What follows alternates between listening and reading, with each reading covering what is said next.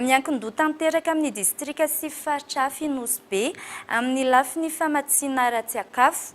Ankoatry ny sehatra mampalaza azy toa ny fizahantany sy ny maro hafa, azo ataony mampivelatra ny sehatry ny fambolena sy ny fiompiana.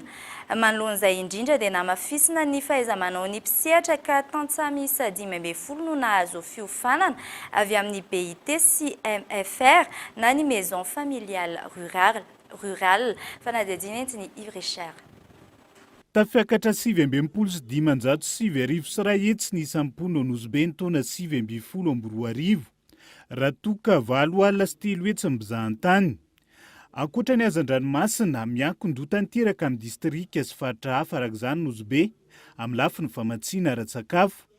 Tafiditra anatin'izay ny vokatra ny fambolena sy ny fiompiana ka antony niroson'ny BIT ny samy mpandraharaha iraisam-pirenena momba ny asa ny fampiofanana ny tantsaha tao an-toerana. Natao teto moa zany dia fanomezana ireo fitaovana ho an'ireo mpamboly izay nofanina mba ho matihanina kokoa ary mba hita asa hitombo ny fiveloman'izy ireo.